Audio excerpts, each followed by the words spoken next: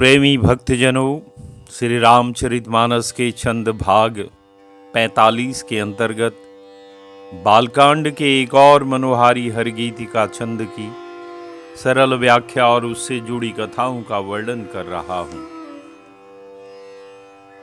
तुलसीदास जी कहते हैं कि महामुनि वृंदों और देवताओं से विनय करने के पश्चात अब जनक जी कौशल राज दशरथ जी से विनय करते हैं और विनय तन मन एवं वचन से कर रहे हैं। अपने भाई सहित जनक महाराज हाथ जोड़कर दशरथ जी से प्रेम और शील स्वभाव से मधुर वचन बोलते हुए कहते हैं कि हे राजन, आपके साथ हुए संबंध से अब हम सब प्रकार से बड़े हो गए हैं।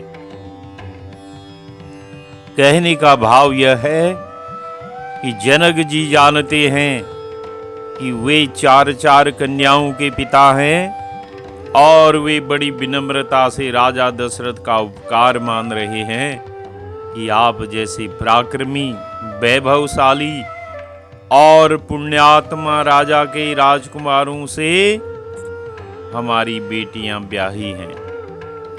यह हमारे कुल के लिए बड़े ही गर्व की बात है कि अब हमारे संबंध रघुवंशियों के साथ हो गए हैं। और गर्व हो भी क्यों न, जिन राजकुमारियों को स्वयं श्री हरि ने अपने अन्य स्वरूपों के साथ दुल्हन बनाया हो, उससे बड़ा सौभाग्य राजा जनक जी का क्या हो सकता है।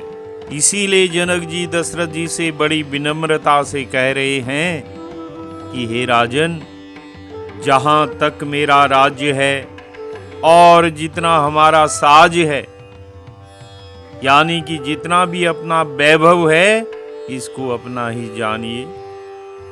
और हम तो बिना मोल के ही आपके हाथों बिके हुए हैं।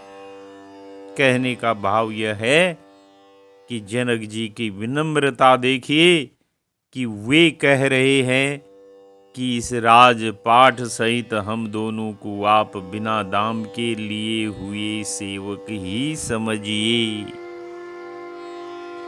इसके बाद जनक जी अपनी चारों कन्याओं के बारे में दशरथ जी से जो आग्रह कर रहे हैं, उसका वर्णन तुलसीदास जी ने बड़े ही मनोहारी ढंग से इस छंद में किया है।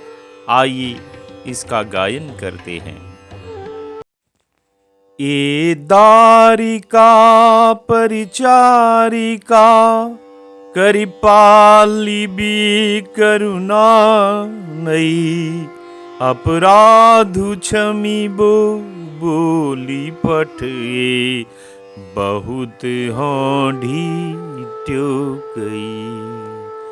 ए दारिका परिचारिका करिपाली भी करुणा नई, अपराधु क्षमी बोली पठे, बहुत होंढी ट्योकई। पुनि भानुकुल भूषण सकल, सन्मान निधि समधि किए, पुनि भानुकुल भूषण सकल, सन्मान निधि समधि किए। कही जाति नहीं बिनती परस पर, प्रेम परिपूरन हिए। कही जाति नहीं विनती परस पर, प्रेम परिपूरन हिए। ये दारिका परिचारिका। तुलसीदास जी कहते हैं कि श्री जनक जी जब अपनी चारों कन्याओं की ओर देखते हैं तो बड़े भावुक हो जाते हैं। हों भी क्यों न, जब एक पिता अपनी पाली पोसी कन्याओं को जब विदा करता है तो उसका दर्द सिर्फ एक पिता ही समझ सकता है। न जाने बेटियां वहां जाकर क्या करेंगी, कैसे रहेंगी, क्या बोलेंगी। कुछ गलतियां हो गई तो?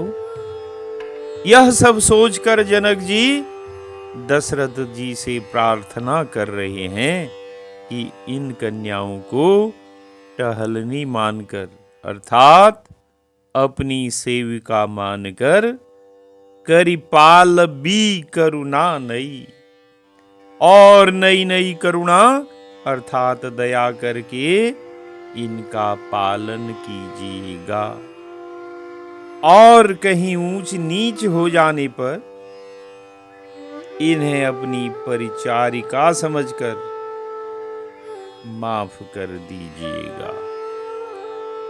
जबकि राजकन्याओं में सभी गुण हैं, वे सर्वगुण संपन्न हैं, वे सब कार्य भली भांति जानती हैं, फिर भी एक पिता होने के कारण जनक जी को उनकी चिंता होना स्वाभाविक है, क्योंकि कन्याएं ब्याह कर पराए घर में जा रही हैं। और जनक जी आगे क्या कहते हैं? अपराध क्षमिबो बोली पठे, कि हमारे अपराध आप क्षमा करें, कि हमने आपको यहां बुलाकर अपनी कन्याएं दी। उचित तो यही होता कि कन्या लेकर हम आपके यहां जाकर देते। हम तो आपके दास हैं, आप स्वामी हैं, सेवक को उचित है कि स्वामी को न बुलावे, उसे स्वयं ही स्वामी के पास जाना चाहिए। बहुत हों ढिठ्यो कई, यह हमारी बहुत बड़ी ढिठाई है, बड़ी भारी ढिठाई है, अर्थात हमने बड़ी धृष्टता की है जो कि नहीं करनी चाहिए थी। क्या इतनी विनम्रता किसी और में हो सकती है? इसीलिए जनक जी को विदेह कहा जाता है। पुनि भानुकुल भूषण सकल सन्मान निधि समधी किए। इतना सुनकर फिर सूर्य कुल के भूषण श्री दशरथ जी ने अपने समधी जनक जी का संपूर्ण सम्मान किया। भानुकुल भूषण का भाव कि भानुवंश बहुत ही प्रतापी महिमावान है और आप तो उसके भी भूषण हो, इसी से आपने इतना बड़ा सम्मान किया।